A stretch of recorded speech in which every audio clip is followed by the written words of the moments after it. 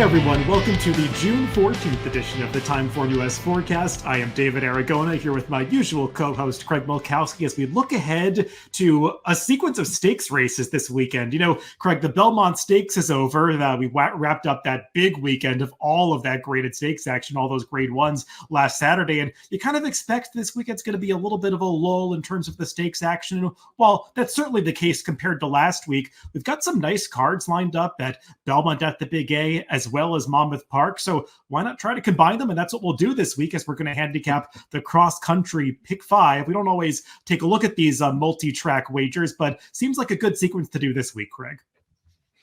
Yeah, it does. In full disclosure, we were originally going to do the Monmouth race and the Monmouth pick five. And my first thought was, wow, we're going from the Belmont Stakes card to a $7,500 non-winners of two lifetime. But you called an audible, and I think it's a good call. No knock on the claimers. I mean, they're the backbone of our industry. But I think I'd rather talk about the Bed of Roses Stakes, which is what basically we replaced in that pick five sequence. So it's a good, solid card. I was really surprised by the star power that we have in the Monmouth races. So looking forward to talking about this one for sure.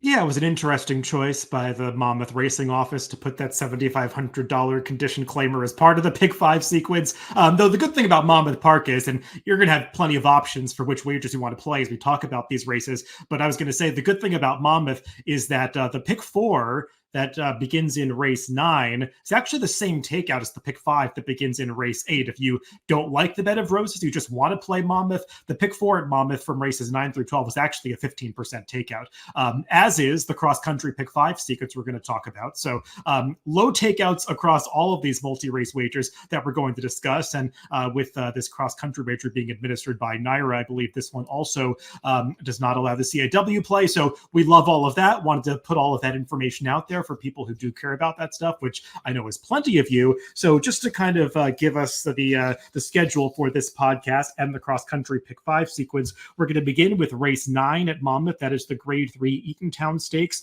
Approximate post time is 4:55 Eastern time. Then we switch over to Belmont at the Big A. That's where the Bed of Roses fits in. It's race 10 on their 11 race card at Belmont at the Big A. That's the only Belmont race that's part of this cross-country pick 5 sequence. Following that, it's back over to Monmouth for the last 3 legs of this sequence, the Pegasus, then the grade 3 Monmouth Stakes, and then closing things out with the grade 3 Salvatore Mile. And as you said, Craig, plenty of familiar names throughout these races, especially at Monmouth Park through these stakes events. So I think there's a lot to talk about, plenty to dive into from a handicapping standpoint. So we might as well get right to it, because I don't think this is going to be the easiest pick 5 sequence to put together. I'm going to start by sharing my past performances for the Monmouth race that begins this sequence, race 9. It is the grade 3 Eatontown. This one is going the mile and the 16th distance on the turf course, and it's a field of 10 runners signed on, Craig, a couple of Chad Brown trainees in here, but I think the horse that is likely to go favored, and the one that is arguably the horse to beat, is the number 6 Spirit and Glory.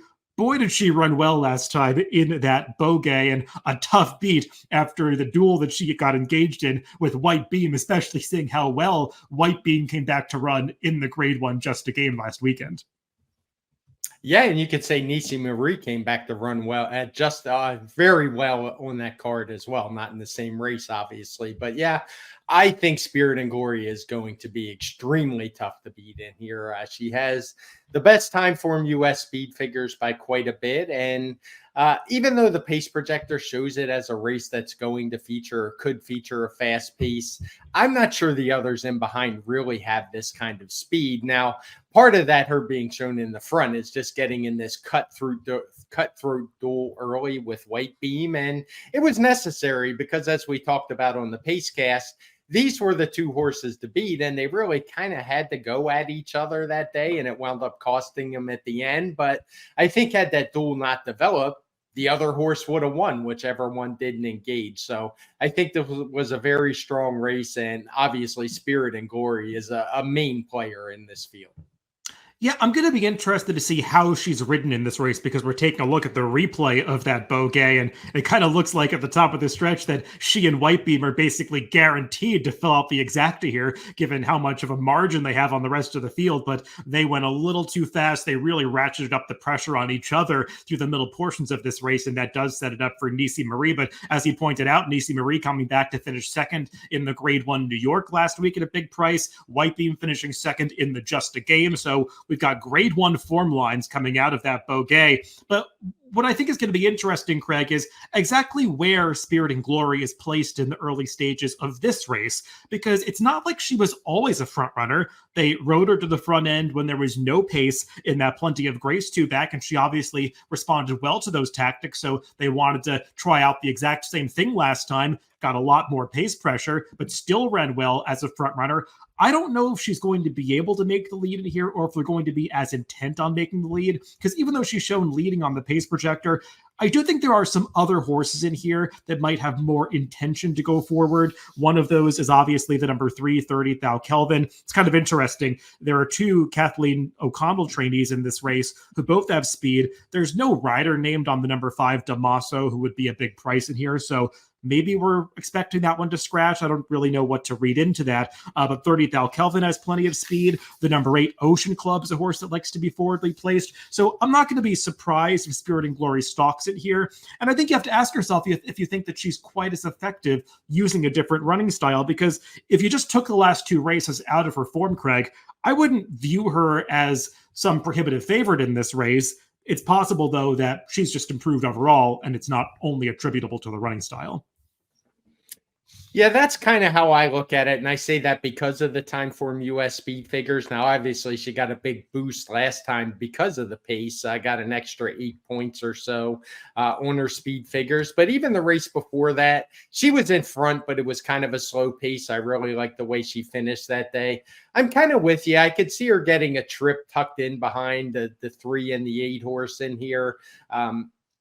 I could also see her sitting right off a horse like the 3, but I'm not too worried about it because either way, I just see her getting a very nice trip one way or the other. She's shown she can win on the front, but I think she'll just be fine sitting second or third as well. I'd be a little more concerned had she drawn way outside and maybe that or inside, and she had pressure to her outside or drawn way outside and was going to get hung wide. But I think she's got kind of a perfect spot in here. So if I haven't made it pretty clear, I like her quite a bit in here. I wouldn't say she would be a single for me, but I think she's one that's definitely going to be an A. A horse with a similar profile, but one that hasn't run quite as fast yet, is the number 1 Sacred Wish, who found herself on the lead last time. She's one who is probably not a natural front runner, and that was just a paceless race last time where Kendra Carmouche had to go to the lead. I wouldn't expect her to be gutting for the front end from the rail here, especially given that it just seems like there are faster horses in this race. She was an easy winner of this last race, Craig. I don't think she was beating that much, but she does feel like a horse that might be stepping forward during her 4-year-old season. She showed some quality last year, winning the Winter Memories, picking up a graded stakes placing in the Pebbles at the end of the season. And I thought her seasonal debut at Keeneland in that allowance race was pretty solid. She got a wide trip that day. The runner-up, Olivia Miralda, came back to finish second in the Grade 1, in quotation marks, gamely out in Southern California. But still, it's a strong form line for Sacred Wish, and she could be one that's moving forward at the right time.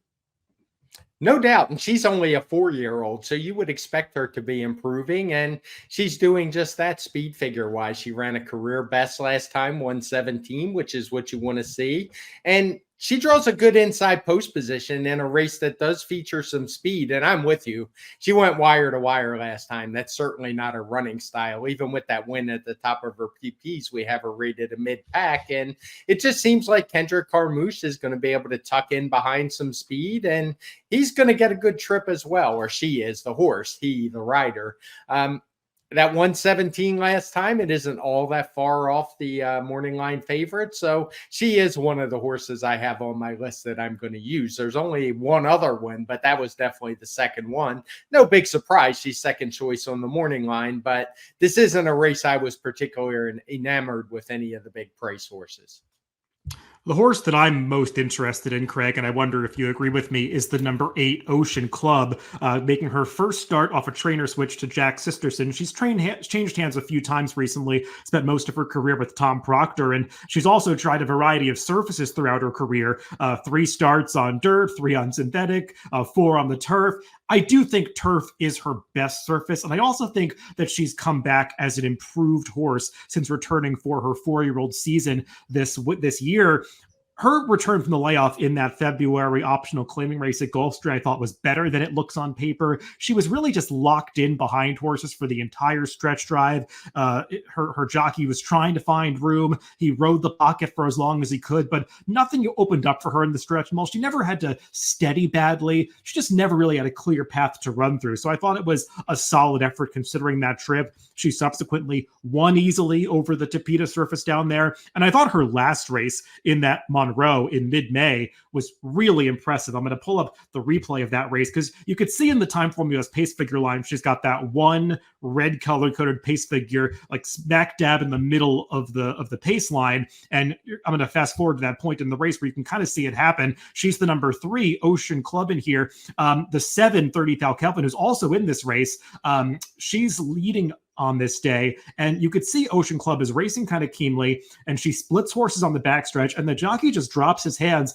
and lets her go after that leader really early, and they make this breakaway move together from the rest of the field, running their third quarter in just a hair over 22 seconds flat, and you can really see that in the TimeformUS pace figure line, how she ratchets up the pace by making this mid-race move, and she's got every right to get tired after this, because she basically used her burst of speed on the backstretch, whereas typically in turf races, you want to save that for the top of the stretch. And she gets a real challenge in mid-stretch here. And I like that she finds more enough to hold on to win this race by a length. I think this was a big step in the right direction for Ocean Club. And I just think she fits this race really well from a pace standpoint. She doesn't have to be too far back, but she doesn't need the lead. She can race handy in behind whatever speed ends up in this race. And she's the one that I would want most, Craig. And I'd love it if I could get anywhere near that 6-1 morning line. Yeah, she's the third horse that I'm using. I might even elevate her to an A. Unfortunately, we get that head-on backstretch view, which is not one of my favorites. I'm sure not one of yours either, that we get so often there in Churchill and Pimlico during Preakness time. So not a big fan, but you could see enough that this horse, that was a really impressive burst. And you don't often see that kind of pace figure running line that we see where, I mean, it was a noticeable jump up. She had every right to get a little bit tired, but yeah, I think she's really dangerous in here. I don't think the 8 post is a problem, given the way I think the race is going to shape up. I think she should be probably too wide as they hit the turn at Monmouth. And yeah, I think this one has a very good shot in this race. Not too many others I really wanted to talk about. It's kind of odd that we've gone this far and there's 2 Chad Brown runners and we really haven't talked about either one of them. If I was going to prefer one, I guess it would be the 9 horse Maman June. She hasn't run very fast, but she's just won her last 2 races so easily against suspect competition, which I suspect held her speed figures down a little bit more than her own ability. I mean, she made a pretty eye-catching move last time while sweeping wide around the field on the turn. I think she's better than that 108 speed figure by a bit, but I don't know if she's good enough to win a race like this. Yeah, I don't know if she's good enough either, Craig, but I've got to say, I've been pretty impressed by her last 2 victories. I'm showing the replay of the most recent race at Monmouth, where, as you said, she makes this big, wide, looping move around the turn, and she gets spun really wide at the top of the stretch. You'll see that happen here in just a second, but she finishes off this race powerfully. Don't think there was much behind her, but when you win a turf race by 4 lengths, you're kind of in a different league than your competition, so I don't care about that too much. And Craig, I was equally as impressed by her maiden victory 2 back at Tampa Bay Downs, where, I mean, if I have time, I'll show that replay as well while we're talking, but the horse who was second in that race, she makes a breakaway move at the top of the stretch, and Maman June looks like she's going to have no chance to catch her if she's just some ordinary closer who's clunking up for a piece, but she finds another gear to go after that horse and get her. The number 7 is the horse that's going to make the breakaway move, and I think Maman June is the number 9 in this race that we're taking a look at. It's a real, or sorry, the number 3. It's a really impressive late run. She's good. This daughter of See the Stars, who is going out for Ammo Racing. I can't say that I remember Chad Brown having any horses for Ammo Racing, but I guess, they do use different trainers. I guess now Chad Brown is the next one in the lineup. Kind of a funny horse when you go back through her past performances. She finished 4th in the Epsom Oaks as a second-time starting maiden way back during her 3-year-old season. So she showed quality early on, and now I think she's finally delivering on some of that potential, running in some more realistic spots. I don't know if she's good enough, Craig, but she's the one that has the upside. I don't really want the other Chad Brown runner in this race, the number 7 Tax Implications. I'm just kind of sick of this horse in spots like this. She showed ability at the beginning of her career, winning her debut at Monmouth by nearly 7 lengths. But since then, she's still eligible for a first level allowance condition. She's just picked up a series of minor awards. She's the kind of horse that makes a big move at the top of the stretch and then always flattens out. Actually, Craig, when I was watching her races and thinking about her, I'm wondering if Tax Implications is a horse that you might want to watch out for if Chad Brown ever decides to run her in a turf sprint, because she's got a bit of a turf sprinter's pedigree from Europe, and she's built like one. She's got this really quick action to her. Doesn't matter for today's race, but just something to keep in the back of your mind for the future. I think she might prefer that. I don't like her in this spot. Yeah, I could see that, especially like if you can't go 7 furlongs at Belmont anytime soon, but seems like that would be a good profile for her if she ever showed up. But maybe the 6, because the pace gets really hot in those races sometimes as well at Aqueduct. So yeah, I could see it. She's not for me in this spot. You kind of convinced me. I was a little torn on Mom and June if I wanted to use 4 horses in here. The good thing is we're going to get to see the odds before we make the bet on this race. You got to be careful with when they close the pool on this. Don't wait till the last second, because I've seen instances where it shuts a little bit early. But I want to see the odds on her, because if she's 6-1, I definitely think there's some value. If she drifts down to 3-1 or 7-2, maybe not. But I don't really see that happening given the strength of the rest of the field. Yeah, and with Flavien Prat being named on Tax Implications as opposed to Vincent Cheminot on Mom and June, you kind of figure that the horse that has Pratt on it is going to take more money. That's usually how these things go. So maybe you will get a fair price on Mom and June, because she's the kind of horse I would need every bit of 6-1 on, because she really does have some things to prove in here. And even with that, it's not like she's my top pick. She's just a horse that I think you might want to include, because once you get past a few of the favorites, it's hard to get to a few others in this field. Well, Craig, let's move on over to Belmont at the Big A, and I'm going to try to gracefully switch the PPs over to Belmont at the Big A, and I think I'm going to be successful in doing that.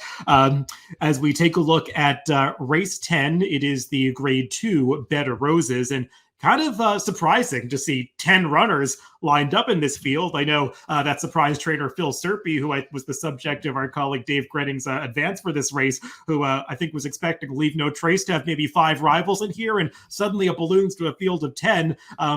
It's an interesting race. I would say it's a pretty wide open race. You could probably tell that from the morning line that I said here.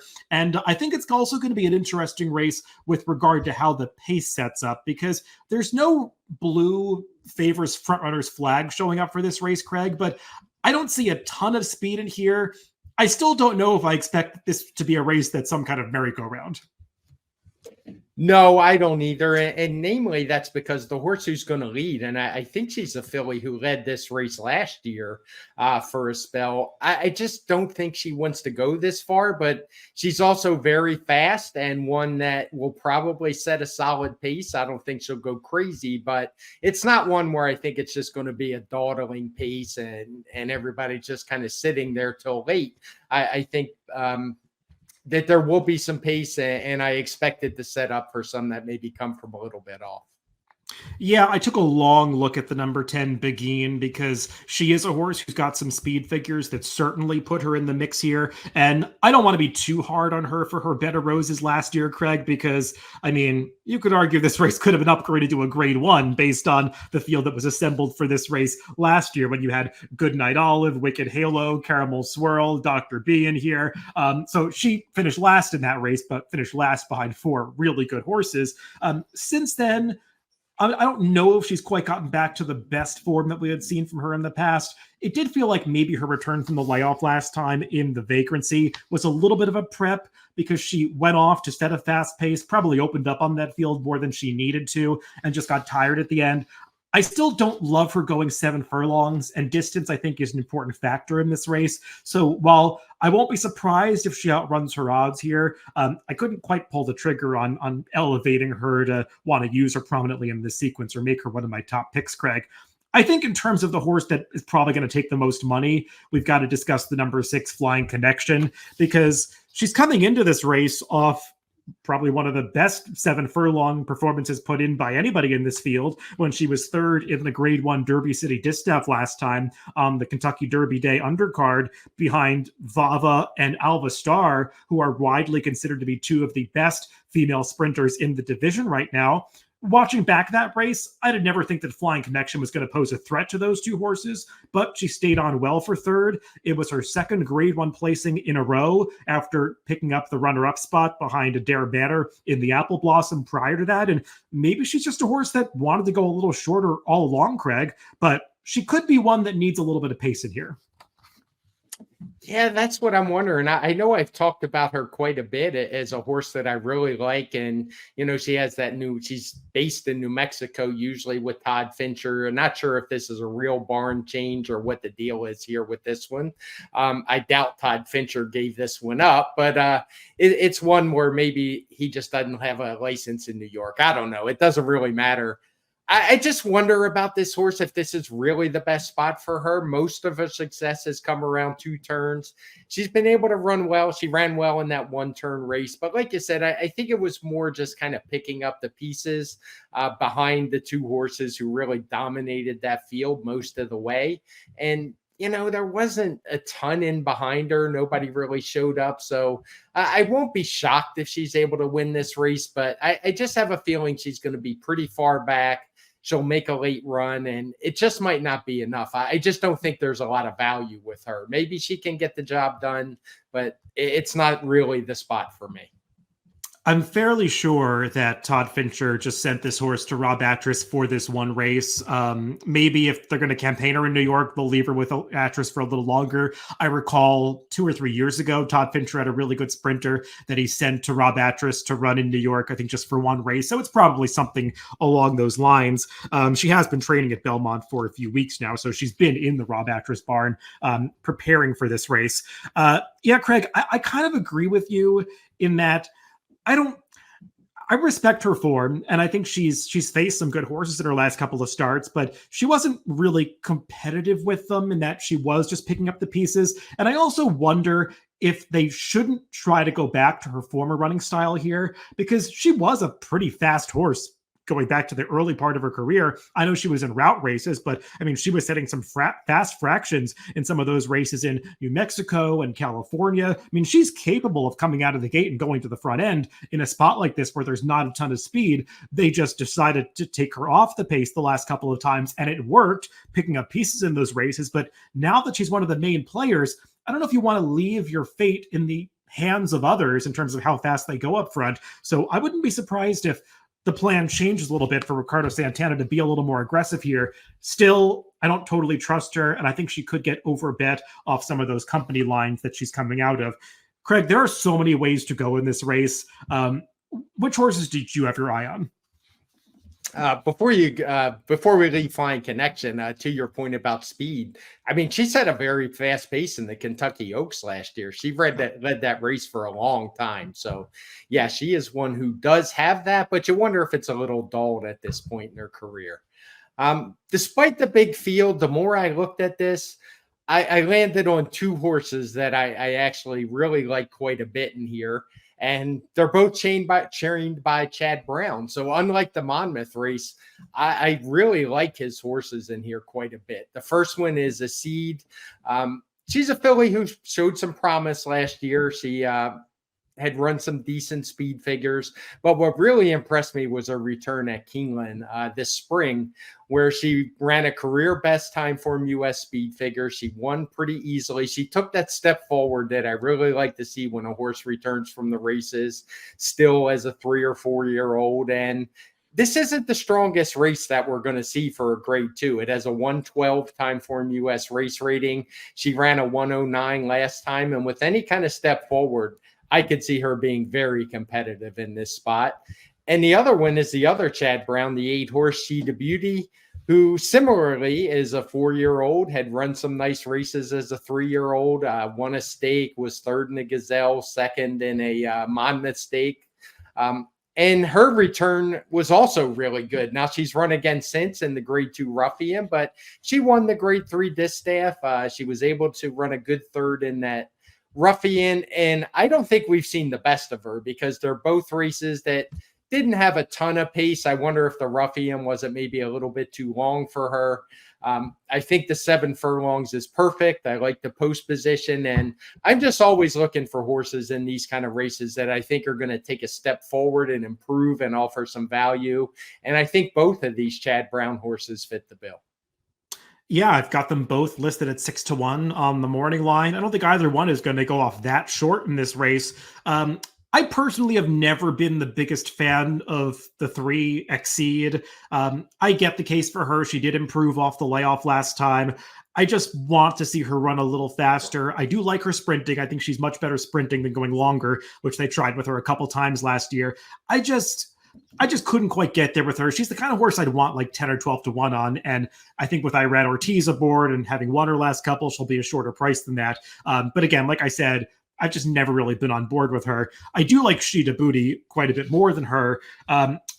I liked her too back when she came off the layoff and paid $18 or $19 to win the distaff. So I feel like I already kind of collected on her, Craig. But I agree with your case that she ran well to close into a slow pace that day, and her Ruffian was just fine. You could argue that a mile is even a little further than she wants to go, and she made a nice move to the top of the stretch, again in a race that didn't feature a whole lot of pace. We saw Randomized come back to win the Ogden Phipps off of that, though obviously Randomized didn't run her A race in the Ruffian and probably needed that performance off the layoff. I still think She the Booty is in good form right now, and if any pace develops in here, you know that she's going to put in a really strong finish. So if she is around 6-1, I think that's a pretty fair price on her. A couple other horses that I want to mention, Craig, who are actually both bigger prices on the morning line. One of them that's a tough call for me is the number 7 Hot Fudge.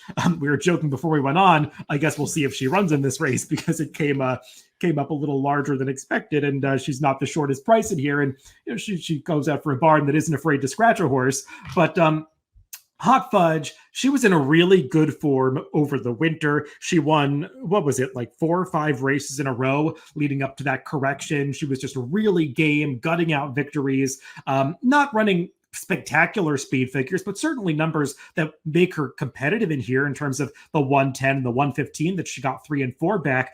And then it was just like her form left her. I don't know what happened in that distaff. Switching back into the Rice barn after Adam Rice deputized for a start. She got a good trip that day, setting a slow pace and just came up empty in the stretch. And then last time, I thought she got a strange trip. And I'll show the race because we've got several horses coming out of that vagrancy that are running back in here. I mean, she broke from the inside. She broke okay and just seemed to lack some of her typical early speed and just continually got shuffled back and shuffled back. I don't know if she was reacting badly to being inside of horses, but it just seemed like she didn't have the speed or wasn't really asked for the speed that she sometimes shows. And by the time they're coming around the far turn, she's like 10 lengths back and in an impossible situation to win the race. I know they were moving up front a little bit, but it was a race that was won by the stalking Leave No Trace. And I actually thought that Hot Fudge puts in a decent late move once Kendrick Carmouche finally gets her to the outside, and she's finishing pretty well at the end of the race. So I think it was a subtle step back in the right direction, and now she's drawn more towards the outside. There's not a ton of speed in here. I know Eric Cancel is not known as the most aggressive rider, and I wouldn't read too much into the jockey switch since Kendrick Carmouche is at Monmouth on Saturday. But I'm hoping that the instructions are to get this horse more engaged early, because when she's in the mix and when she's battling it out towards the front end, she tends to get pretty brave. And I know she's got a better performance in her. So maybe now is the right time to sort of hop back on the Hot Fudge bandwagon. So she's one that I want to use. And then Another horse that interests me is a horse coming from a completely different direction, and that is the number 5, Just Catherine. She is a horse who's actually cutting back in distance from a series of route races, but I think she handles one turn just fine. She actually broke her maiden as during her 3-year-old season going this 7 furlong distance, albeit with a slower time. But her next one-turn race after that, or actually she ran one turn at Belmont, did well behind Sunset Louise and Sacred Wish, and then ran that sort of 1.5 turn mile in the Wilton Stakes at Saratoga last summer, and at a big price gave randomized all she wanted that day. I mean, she made a big late run into a slow pace to finish second with a strong speed figure. And I think since then, she's validated that performance, running similar numbers in a few subsequent starts.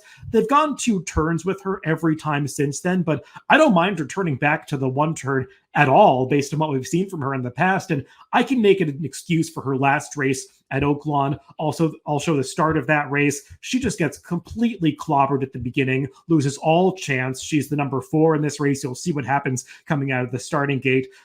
Just gets steadied early, gets rank after that. It's just a total disaster. I don't want to put any stock in her finish that day because nothing went right for her. It's actually a few strides after the start. You're going to see right here, the jockey pulls back on her and she just gets completely sawed off in traffic. It's a little keen after that and just winds up out of position at the start of that race.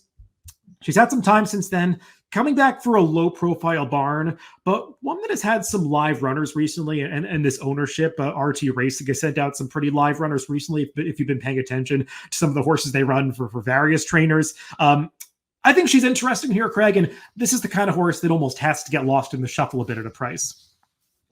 Yeah, if I was going to use a third horse, it would be Just Catherine, and a little bit because the first 2 horses I mentioned had something in common that the rest of this field doesn't, or a lot of the rest of this field. And that's that so many are coming out of the vagrancy. And the vagrancy is just a race that I did not like at all. I know it was a grade 3. The speed figure came back pretty mediocre. And the more I watched it, I mean, it was a race with a solid pace set by Beguine in here, who's back in this field. And they just didn't really finish this race off. So that's why I'm kind of looking in a different direction.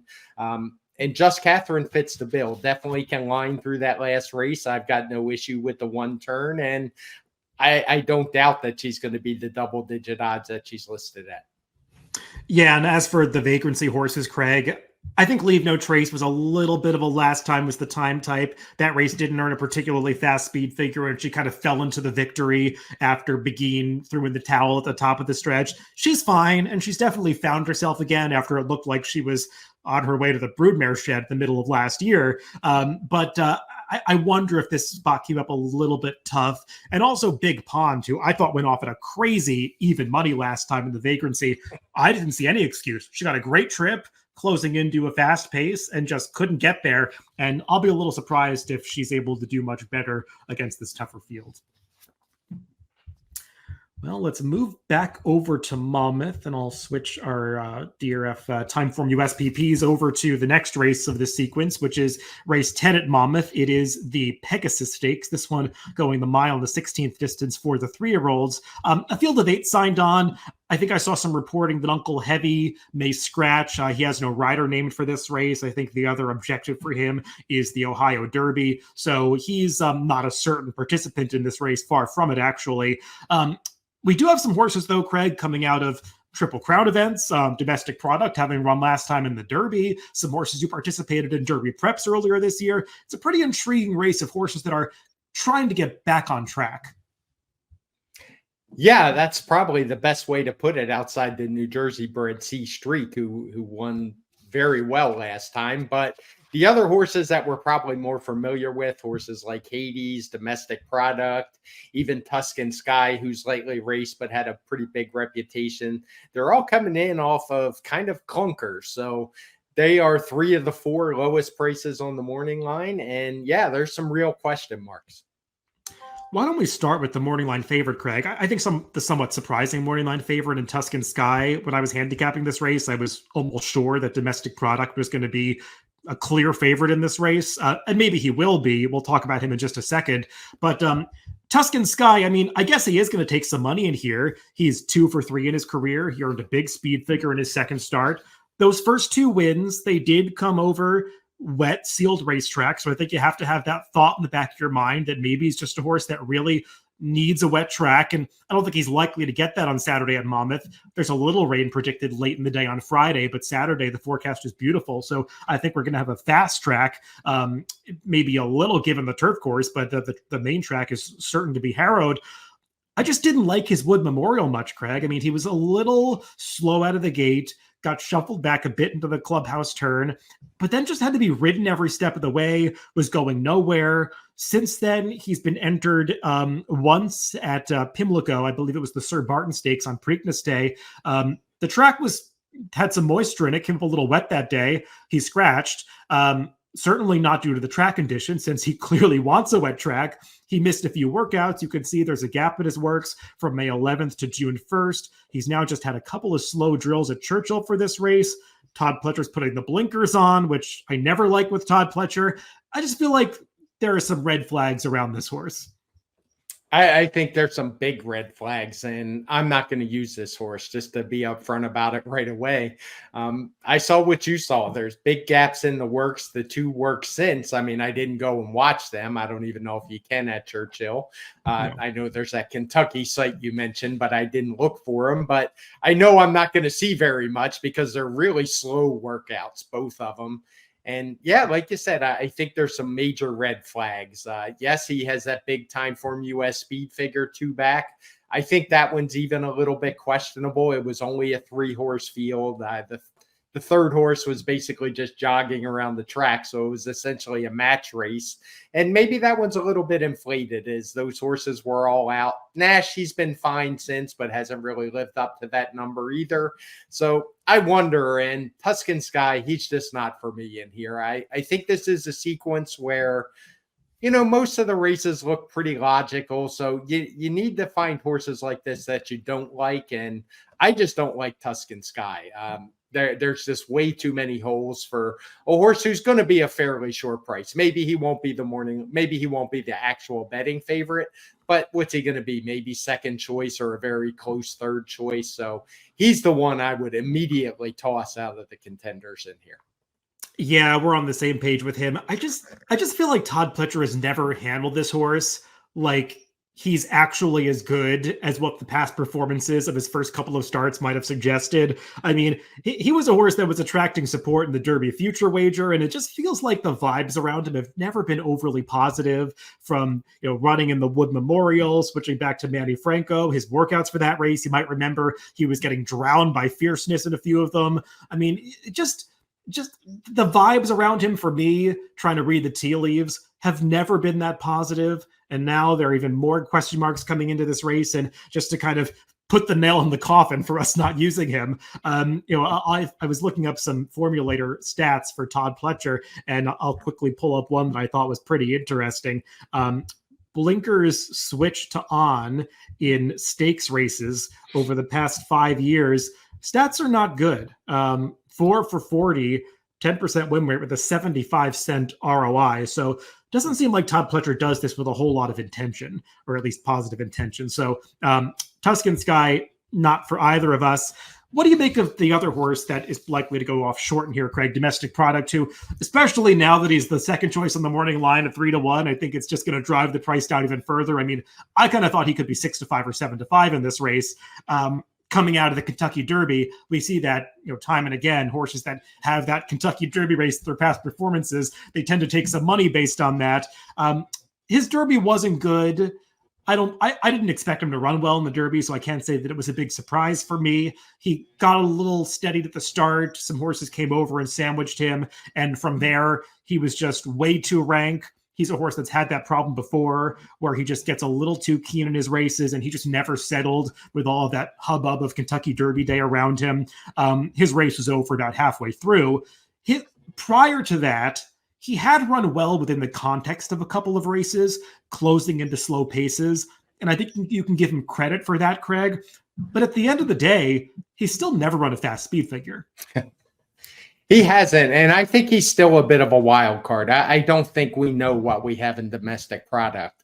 I think we do know that he is not a top 3-year-old. I mean, yeah, you can give his speed figures excuses, but he's tried top company twice, really, the Kentucky Derby and the Remsen, and both times he basically stunk. Yeah, he had a little bit of an excuse in the Kentucky Derby, maybe a little bit in the Remington or in the Remsen it was a pretty speed biased track that day, but he was on the rail for a large part of it. So like I said, I don't have a great handle on this race, but on this horse, but I don't think he's a horse who's going to suddenly put it all together and win by 8 lengths. And the next thing you know, he's pointed to the Haskell or the Jim Dandy. And he's another one who's going to be a short price. I would be more inclined to use this one on my ticket because I mean, I do think it's possible that he wins, but I don't love him in this spot. Yeah, I think he obviously is one of the more likely winners. I don't think his price is going to be commensurate with his actual chances of winning. So I was kind of looking to downgrade him a little bit. I'm not nearly as against him as I am with Tuscan Sky, but I just don't see the value with him, Craig. And, you know, C Streak is a horse that I think we've got to talk about and give some respect to. I know he's kind of the horse coming in here off of victory, and it came against much weaker company in the Long Branch, but he ran fast that day. He's a horse that was beaten by a few common rivals in here earlier in the spring in Otello, Hades, and Domestic Product, but he seems like he's come on since then. He's run a couple of his best races out of his home track at Monmouth Park, both on debut when he gave Bookham Dano a bit of a scare as a maiden in a stakes race, and then getting back to Monmouth last time in the Long Branch. If he repeats that performance, he's a major player in this race. He is. And I mean, it's not like the race he came out of was this really weak race. We saw Crazy Mason was in there, a horse we briefly saw on the Triple Crown Trail, who kind of runs decent every time. He's certainly not a top 3-year-old, but there was a 6-5 horse in there for Todd Pletcher, a horse named Harton, who pretty consistently ran triple-digit speed figures. And C Streak just blew his doors off. He seems like a 3-year-old who is moving in the right direction. Of the horses we've talked about so far, he's probably going to be the longest price of those 3. And I assume we're going to talk about a couple others. He's fine. He gets a decent post in here. You could even argue we have that speed figure for him last time. It actually got downgraded a little bit from the final time figure, which was a 115. So he's a horse who I think has some real talent and has really started to put things together. And I don't see why he doesn't fit in this field against a horse, against a group of horses who maybe have more of a reputation, but they don't really have the resumes. Yeah, he doesn't have a whole lot of size to him, but you could see, I mean, he tries really hard in his races. I'm a little concerned about the distances getting a little longer, but a mile and 16th is, I mean, barely any longer than a mile and 70 yards that he handled last time. So he might be just fine with it. Doesn't feel like there's that much pace in this race, Craig. And we should talk a little bit about the pace projector because you see something a little unusual here where C Streak is shown stalking Tuscan Sky. And maybe Tuscan Sky makes the lead, but the unusual thing is that the leader gets the late pace flag on the pace projector. So yeah, Tuscan Sky is the highest early pace rating and the highest late pace rating. I think that's almost exclusively due to that very fast allowance race that we've already cast a little bit of doubt on, but it is something you don't often see. No, you don't see that very often. In this particular case, I'm not going to pay a whole lot of attention to it, given that he's so lightly raced. It's probably using, like you said, it's probably using just that one race. And his debut was decent enough. So it's probably that. But it's not one I'm going to put a lot of stock in, that late pace flag. I don't see him sitting in the back of the pack trying to make a big run here. Well, Craig, I want to get your take on one of the major players that we haven't talked about yet, the number 5 Hades, because you know I have a relationship with this horse. I've tried him a couple times, and he's bitterly disappointed me. So maybe you can be a little bit more objective. What do you make of his chances to get back on track here?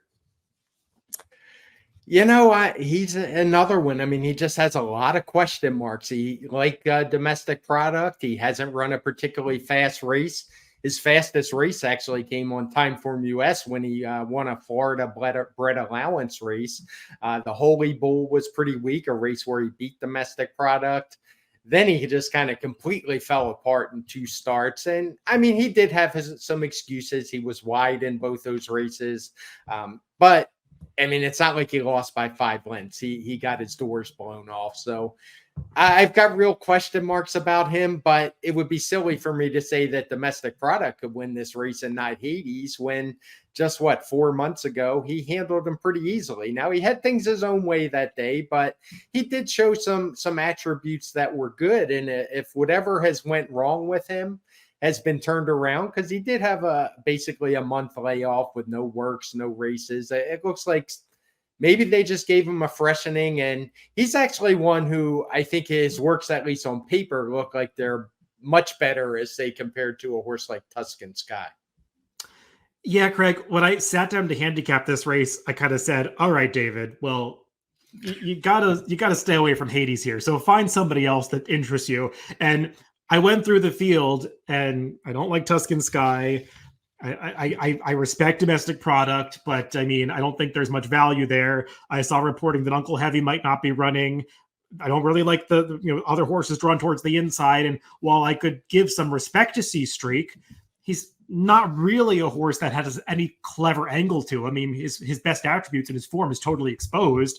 So, I mean, I find myself going back to Hades and giving him another longer look. And, his Florida Derby obviously didn't go well. He didn't run well, but also he was just out of position from the start of that race, got shuffled back around the clubhouse turn. And once he was, last on the backstretch, he was never going to do any running in there. And I think they, in retrospect, did the wrong thing by running him back in 2 weeks to make that last ditch effort to get some Kentucky Derby points. It backfired in Lexington. He didn't run well in there. Also, though, Craig, that was a day where I felt that the rail was a real advantage on the dirt, especially in some of those two-turn routes. And he was wide throughout his trip. So maybe the margin of defeat is a little bit exaggerated from Lexington Day. I was also reading some of the advances for this race. And Joe Orsino was saying he came out of that race with an issue that they've since corrected, didn't specify what the issue was. And sometimes that's just trainer speak. But you do see the gap in the workouts. And now he's working at Monmouth, his local base. He gets to run out of Monmouth. It seems like he's doing better. In the same article, I read a quote from Eddie Owens, the trainer of C Streak, who I think formerly worked with Joe Orsino. And he was alluding to the fact that the horse that scares him most in this race is Hades, based on what he's seen from the workouts. I just feel like the vibe around Hades is a little better coming into this race.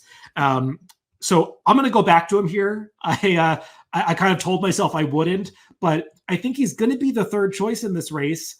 And I kind of view him as likely, if not more likely, to win the domestic product. So for me, that's value. And whether or not I've got a relationship with that horse or not, I kind of have to go towards the value. Yeah, to sum this one up for me, the two A's I have are Hades and C Streak. I don't like Uncle Heavy at all. I guess if he's going to scratch, it doesn't matter. I'm very hesitant on domestic product, but I don't want to get knocked out if he wins. And a horse we didn't really talk about, you mentioned him as a horse who finished in front of C Streak, was Otello. I don't get him at all, really. We've talked about horses who haven't run fast. His last three have been all sub triple digit figures, which just isn't going to cut it in a race like this.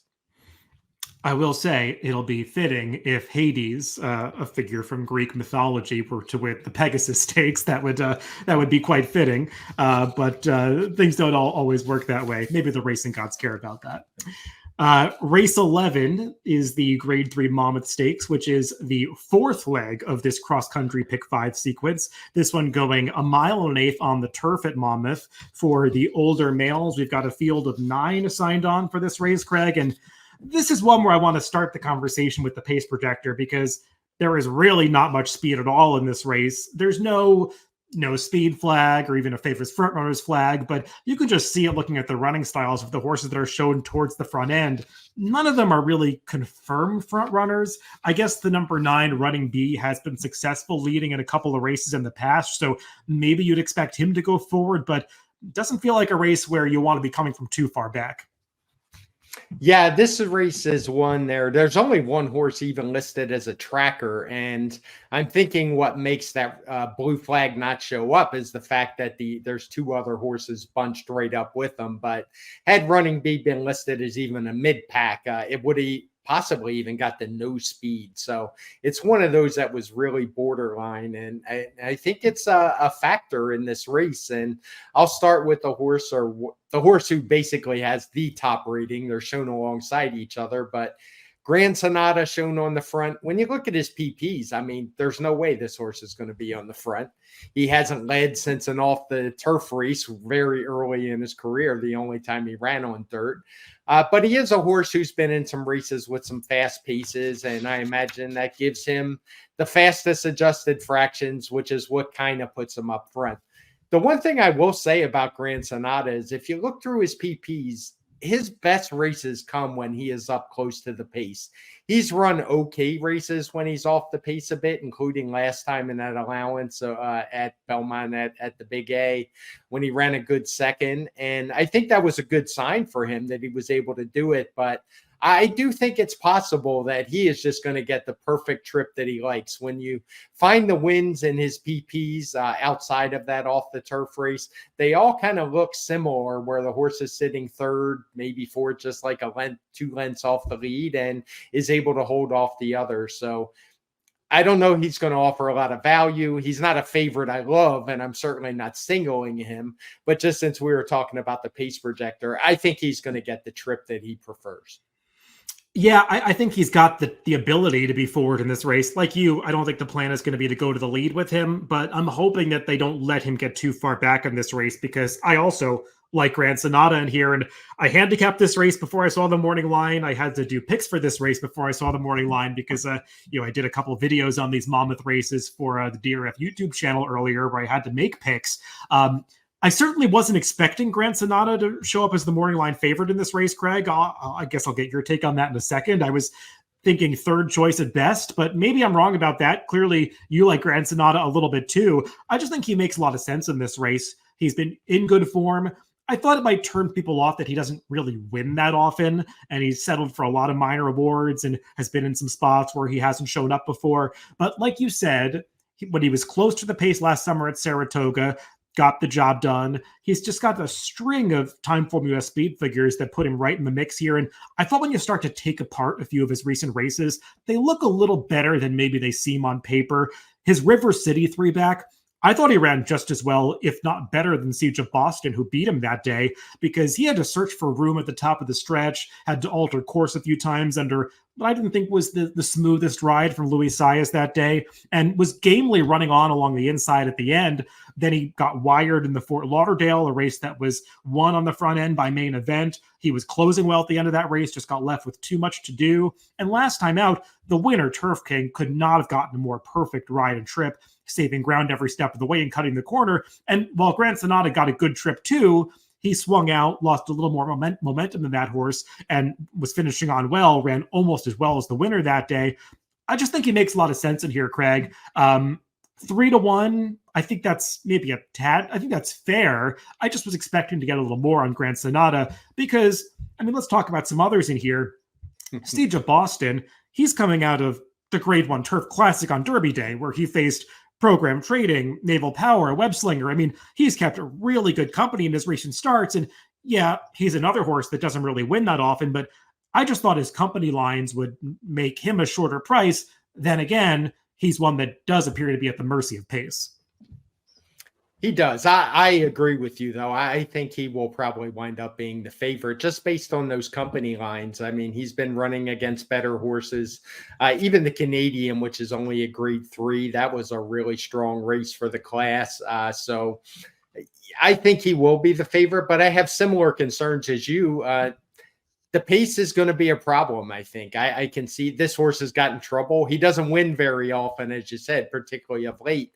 And a lot of times that has to do with the pace and the running style that he has. And I fear that may get him in trouble again in this spot. And, it's a decent rider. He's not one of the top riders around. So I'm a little leery of taking a horse that's going to be a short price that has the attributes he does. A horse who just doesn't have a lot of early speed and is probably not going to get much pace to close onto and into. And we haven't really talked about it. Monmouth is a really quick turf course as well. It's one where maybe coming from way back isn't always the way to go. Yeah, it's a turf course that plays very fast. You can see some really fast times, but I think in the routes, Craig, we do see horses close. I think it's a pretty fair Yeah. course. We watched already some replays where horses have made big late runs at Monmouth, so we'll see how that goes. But I do agree that you don't want to see Siege of Boston get too far back in this race. I mean, he's a horse that once upon a time did win Gate to Wire. I mean, you go all the way back to March 25th of 2023. I know he was 6-5 in an allowance race, but he did set the pace and win off by nearly 4 lengths in one of his fastest races up until that point. He probably doesn't possess that kind of speed anymore. And maybe against a field of this quality, they're not going to look to ride him that way. But I think a few of these horses would benefit from jockeys sending just enough to get position coming out of the starting gate. And maybe people start thinking about this pace projector, Craig, and that causes the number 9 Running B to attract a lot of support in this race. I was kind of thinking he could be the horse that ends up vying for favoritism in here just because he's going out for Chad Brown. He's been such short prices recently. I mean, he went favored in that dinner party from Preakness Day last time where there were horses who looked a little more accomplished on paper coming in. And I didn't think he ran that badly. I mean, that was a race that did kind of come apart at the end. Balnikov went last to first. That was also a really boggy turf course that I just don't want to put too much stock in the results, period. And his prior race at Keeneland was good. Seems like he's a horse that stepped forward now since returning from that layoff at the end of last season. And he has shown that ability to wire a field on the front end. Yeah, he's a horse I would definitely use. I mean, I don't want to say I would put a line through his dinner party. We're going to talk about another horse from the dinner party in a little bit, I would assume. But it didn't seem like he totally hated the course. And when you look at the chart in Timeform US, it's a race that the 1-2 finishers came from pretty far back in the field. So he was the one that held the best of the speed. And it was just a course that didn't seem very conducive to speed. So I've got no problem with Running B in here. I'm going to use him. He's a horse who could definitely take this field wire to wire, given the lack of speed that we have. And that'll just lead me to the other horse, Beatbox, who's coming out of the dinner party. He's a horse who just did no running whatsoever, but I really do think it was a case of him not handling the course at all. He was also wide on the turns on that boggy course, which kind of double or triples how much ground you're losing when you're really fighting through the surface. So I don't know if Beatbox is good enough, but I do think that you would be pretty safe just putting big hash marks through that dinner party for him, because it was a total non-effort. And I don't think it tells what kind of horse he is at all. Yeah, he did not handle that course at all. I think that's pretty clear watching the replay. He just never traveled well. He was wide every step of the way. Just didn't run his race that day. I do have a question about whether or not Beatbox is heading in the right direction, though, Craig, because he's had a pretty busy schedule since coming back from that layoff in October of last year. He's basically run every month since then, and he's held his form pretty well. But, his Muniz at Fairgrounds, that was a tougher field. He ran okay that day. I thought he got a pretty decent trip, all things considered, and just flattened out a bit at the end. And again, I don't want to be hard on him for the dinner party because I agree that was not the situation for him. But I do think you want to keep in mind with Beatbox that all of those fairgrounds races, he was allowed to use Lasix, that being a track in Louisiana that's not governed by HISA. And now he came off Lasix in the dinner party. Maybe we don't care about that, but now he's off Lasix again. He's, for whatever reason, due to the allowance conditions of this race, he's giving significant weight to almost everybody in this field. He carries 124 and almost everybody else carries 118. So just some things to consider with Beatbox, Craig. Around 6-1, I would say that's a fair price on him. He's another one that I thought could go a little lower, but I don't know how people are going to regard that last race. I have some concerns about him producing his best effort in here, but I do get the case for him. Yeah, and like I said, I don't even know that he's good enough. He's not really a horse I'm overly excited about. He gets an inside post. He could be up close to the pace. He's run fine from there before, but of those we talked about, I prefer the others more. And that said, I mean, there's not a whole lot of others I really like in here. At Hamo for Chad Brown, he is definitely dropping in class. He's coming out of that Muniz Memorial that you talked about. He ran in the Pegasus turf, but he really hasn't been close in a while. The Arlington Million was the last time he was even within shouting distance of the winner. but his speed figures kind of fit. So he's one I wonder what to do with him. I think this 1.125 might be the very shortest end of his distance range. So, I mean, maybe that's okay, but I just think there's a lot of question marks for him. I think if Chad Brown thought he was in form, he probably wouldn't be showing up for a grade 3 at Monmouth. Yeah, he did win the Grade 1 United Nations 2 years ago. I guess because he's a Grade 1 winner, they feel like they've got to run him in Grade 1s, which he's been running in almost exclusively Grade 1 since then. I just don't think he belongs at that level. It's kind of hard to believe they actually ran him in the Breeders' Cup Turf last year. I've never liked this horse, Craig. I don't like his recent form at all. It is a drop in class, but I'll be somewhat surprised if he's good enough to even win this race.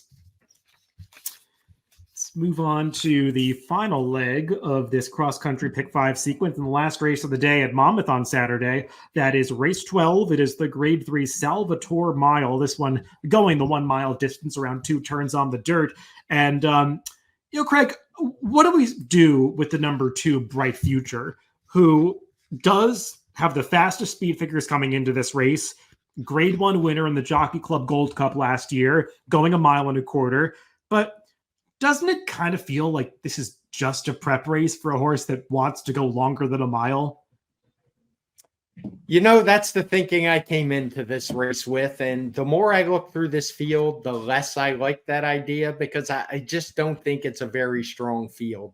And I kind of examined Bright Future and looked at his PPs. He's a horse who he won first time out very easily.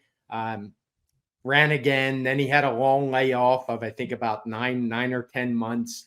Came back at Gulfstream off that layoff, won very easily in what is a 1-turn mile at Gulfstream Park. So it's not like he hasn't handled the shorter distances and layoffs before. Now, maybe this is a different animal, and he has done better. He won the Jockey Club Gold Cup, obviously, at 1.25 miles at Saratoga.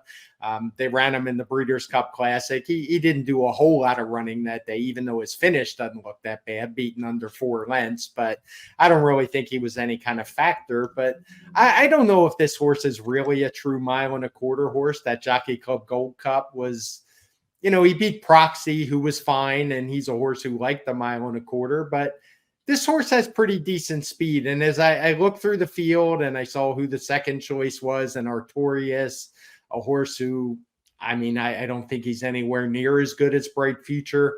Oscar Eclipse is the third choice in here. Another horse who's basically his best races have come sprinting. So, I don't know why you'd think he'd want to get 1 mile in here. And it was just hard for me to come up with anybody else. There's a Parks horse in here, Mo Visitor, who ran a huge TimeformUS speed figure last time.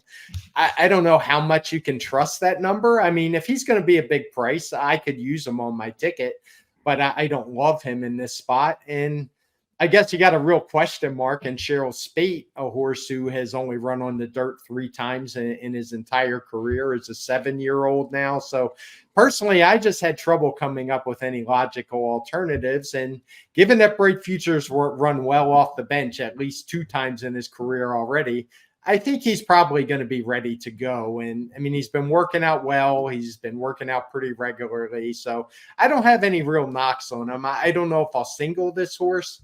I'll talk about the other one I might use, but he's going to feature pretty prominently on my tickets. Yeah, and it's interesting. The longer I looked at this race, the less I liked Bright Future, because I kind of came in thinking, oh, well, he seems like he's better than these horses. But the more I looked, the more I became skeptical that this was the right race for him. First of all, Craig, it's just a little strange to me that they targeted the Salvatore Mile as this horse's return. You wouldn't have looked at this horse at the end of last year. Even if you think that he just barely got the 1.25 miles in the Jockey Club Gold Cup, his best race came at 1.25 miles, really his best 2 races, because his Breeders' Cup Classic wasn't even that bad an effort.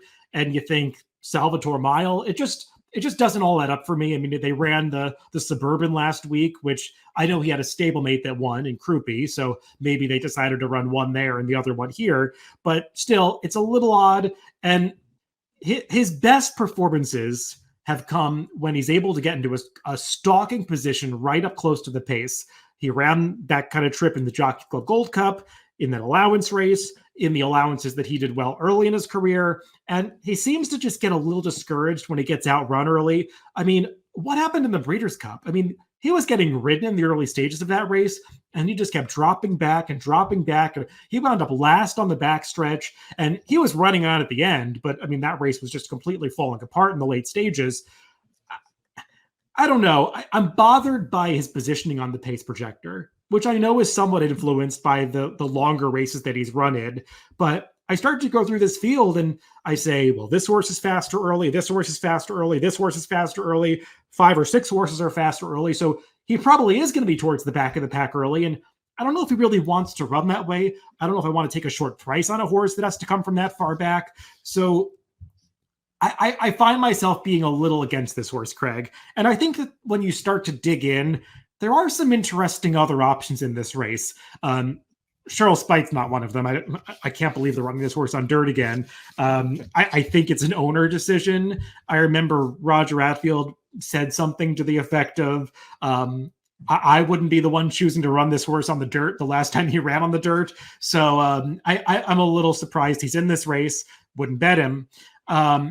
As for Artorias, who's the second choice on the morning line, Craig, I get where you're coming from, that he hasn't run a fast speed figure, at least this year, since coming back from this most recent layoff, or really even last year when he came back off that layoff. But I think his last couple races are slightly better than they look, because I didn't think he got the best trip off the layoff 2 back. He was sort of towards the inside in more of an outside flow race where Blazing Sevens got the jump on him. I think Trevor McCarthy found himself maybe in the wrong spot at the top of the stretch and had to alter out like 7 paths around the field to find clear running. And he was actually finishing best of all at the end, but just he sort of got into the clear at the wrong time. And then last time out, I'll pull up the replay of that race.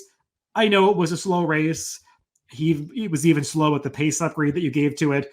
But boy, he was just so much the best that day. I mean, he got a decent trip stalking in behind these horses, but you can see when he finds room at the top of the stretch, he just inhales those horses ahead of him in a few strides and is going to win pretty easily in the end. So I get that he's coming in a little slow, but I feel like he might be in slightly better form right now than just those speed figures might make it seem. And I think he fits this race pretty well. I like him going the mile distance. He does have the tactical speed to at least be relatively close early. When they tried the Salvatore Mile last year, I actually thought he ran really well in that race. He was contesting the pace every step of the way and only threw in the towel in the very late stages. Look, he's a Chad Brown horse. I don't think he's going to be that big a price here with Flavien Prat aboard. Maybe even 4-1 he'll be lucky to get. But I do consider him a contender in this race that I trust a little more than Bright Future. And then, Craig, I can get even more creative in this race. I mean, the number 8, Coastal Mission, again, I don't think he's going to be 10-1 in this race. He's a horse that takes more money than that. But he's got plenty of speed figures that make him competitive. You know that he can handle 2 turns. I mean, he's a Charlestown specialist, and all those races are 2 turns. And his last race in the Maryland Sprint, he was off a little bit slowly, was kind of behind the 8 ball from the start. I think 6 furlongs is actually a little too short for him. And I think stretching back out to this mile is going to be just fine. And maybe for these out-of-town connections, he does go off at a decent price. Again, I think 10-1 is too generous. Maybe he'll be 6-1 in this race. But he's got races on his card that I think make him a player in here. Yeah, he's the other horse that I'm going to use. And maybe I'm a little biased. I spent a lot of my formative years at Charlestown. But I actually think this horse is really good. And I think he's been running too short in those last couple. And he ran fine. He won one of the races at Laurel. And he ran fine on Maryland Million Day. I think, that was Preakness when he lost to Super Chow.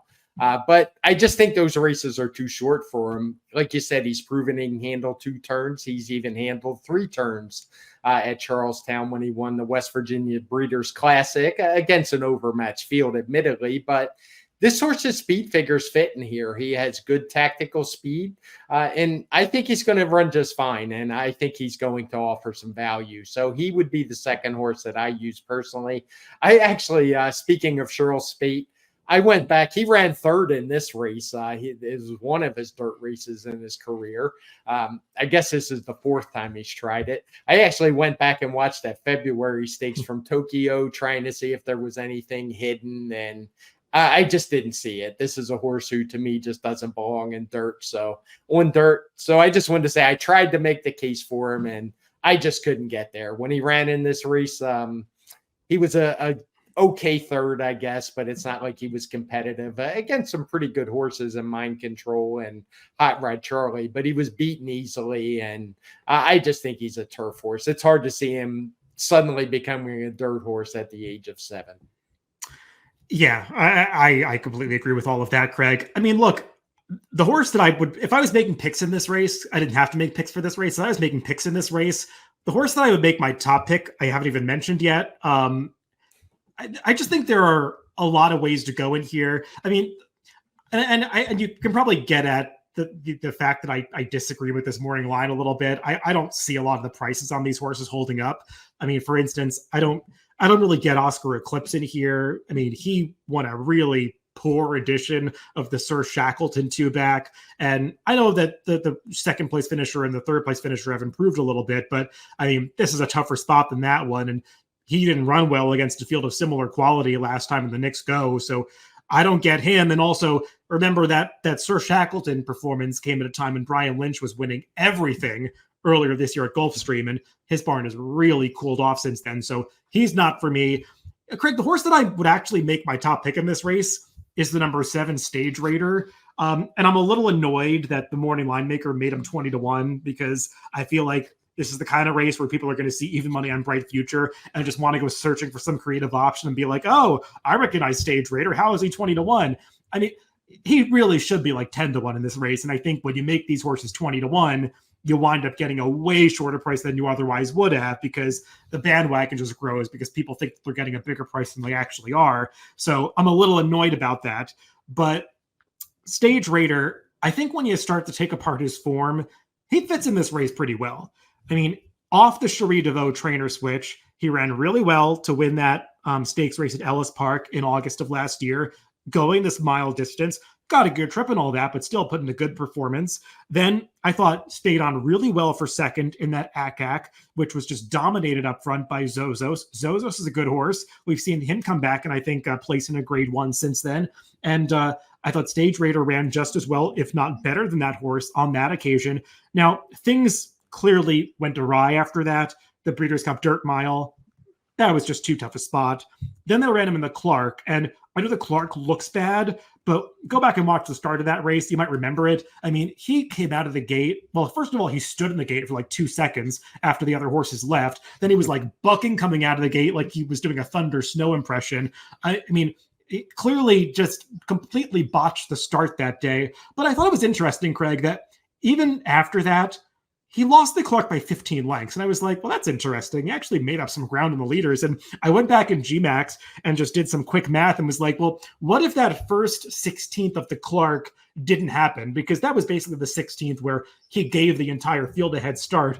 And when you actually measure how fast the entire field ran a mile in the 16th, after that first 16th of a mile where Stage Raider basically stood in the gate, he ran the fastest mile in the 16th in the Clark by just over 0.4 seconds faster than Trademark, faster than First Mission. So he actually ran a sneaky good race after completely blowing the start in the Clark.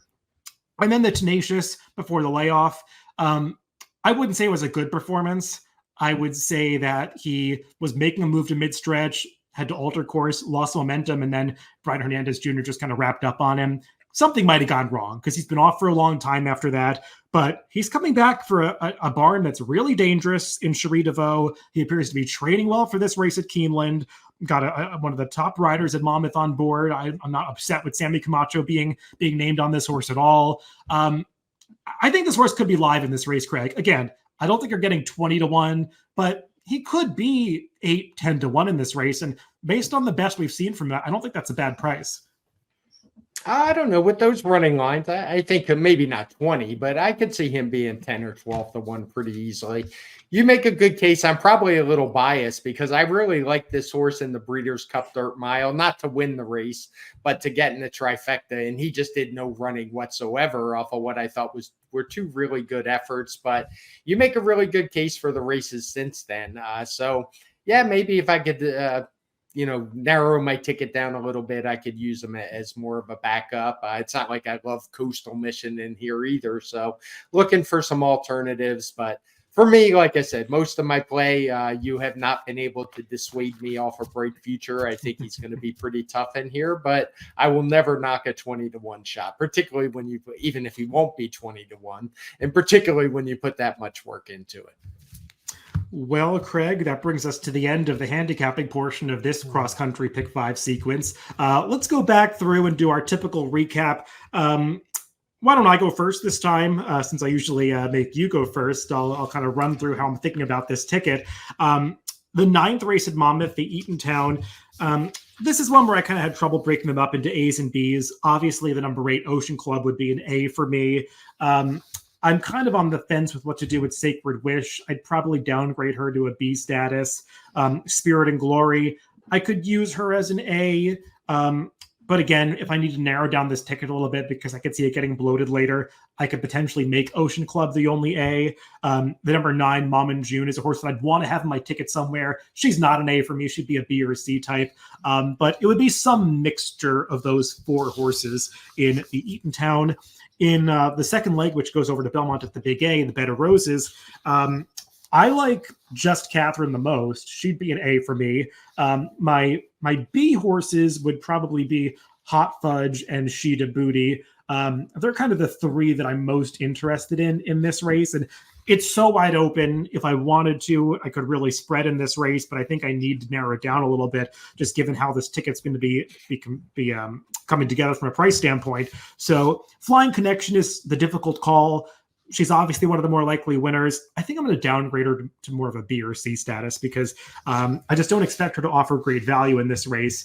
And I want to have limited coverage through these first 2 legs of the sequence, given the horses that I think I have to use later. In race 10 at Monmouth, the Pegasus, Hades is my only A. I ended up liking Hades in this race a lot more than I expected to. Again, maybe I'm a little biased with my love for this horse, but I just think he makes a lot of sense in this spot. He's my A. Domestic Product is a B. C Streak would be probably a B as well. And there's really nobody else in this field that I need. So I kind of try to get through it with those 3. And if the ticket winds up getting really expensive or it's too expensive for you, that might be a race where I go a little more heavily on Hades and potentially downgrade the backups to an even lower tier. In the Monmouth Stakes, probably another race where I'm just going to have 1A in Grand Sonata. I just think he fits this race really well. The same case that you laid out, Craig, I completely agree with. And then the other horses that I would use would be Siege of Boston, Running B, and Beatbox in some combination. I probably prefer Siege of Boston and Running B a little bit to Beatbox, who might be more of a C type. But again, I'll see how expensive the ticket comes up and how many I can use in the race, because when we get to the last leg, the Cigar Mile, there are clearly a few horses that I want to have coverage to. It might be a situation where, based on my opinions throughout, I don't need coverage to Bright Future. I don't think I'm picking any like crazy long shots in this sequence. I mean, maybe Just Catherine's going to be a good price in the Bed of Roses, but I'm thinking along like, how do I need to get alive to Bright Future if I don't like this horse? Probably not. So the 3 horses that I really want to be alive to in this race are Artorias, Coastal Mission, and Stage Raider. And I like Stage Raider the most from a value standpoint. And like I said in the past, when I'm making my ABC breakdown for these ABC style wagers, I like to make the horses that I think are going to offer the best value my A's, so that I kind of have that value built in if I want to use some B's or C's that maybe I don't love as much, but I think provide the coverage that I'm going to need to get through that sequence. Yeah, and just to clear up, you said the Cigar Mile. I don't want our listeners getting confused. It's the Salvatore Mile. Yeah. Oh, good. I've made way worse mistakes than that, but it would certainly be a little different field. In fairness, Coastal Mission did run in the Cigar Mile, so I've got a little bit of a connection there. He did. The King of Charlestown. That's what me and my buddy call him. So I will start with the Eatontown as well, as that kicks off the sequence. My A horses are going to be the 6 Spirit and Glory and the 8 Ocean Club. Other horses that I would use would be Mom and June and Sacred Wish. I keep it pretty simple in that one. Then head on over to Belmont at the Big A. And mostly I'm going to stick to the two Chad Brown horses, Exceed and Sheeta Beauty. If I can afford it as backups, I would use Just Catherine and maybe even Flying Connection. I don't really like the value offered, but if I can get some value in some other legs, I could use her as well, because she is a horse who has a decent percentage of finishing first in here. Back to Monmouth and I keep wanting to say it's the Pegasus Stakes. We'll just stick with that. I don't like Tuscan Sky at all in here. Not going to use that one. I think you can gain some value that way.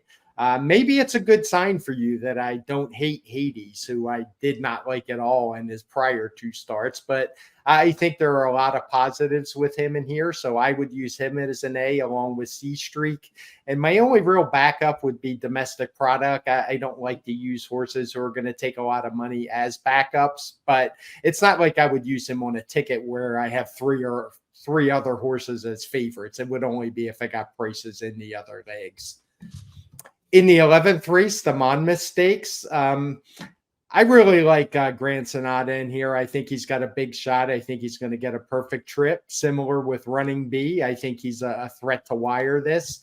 They would be my 2 A's. And I think we're very similar in this, in that I would use Siege of Boston as a backup. And he would probably be more like a B, just on a quality standpoint and dropping so much in class. And Beatbox, who I don't quite know if he's this good, would be more of a C, but he'll probably offer a little bit of value in here. And then in the Salvatore Mile, I'm going to lean mostly on Bright Future. I'm expecting a pretty big race from him in here. He's done it before a couple times, come off the bench and won at a mile. So I think Todd Fletcher is going to have him ready to roll. As backups, I would use Coastal Mission, and you did talk me into a bit of Stage Raider.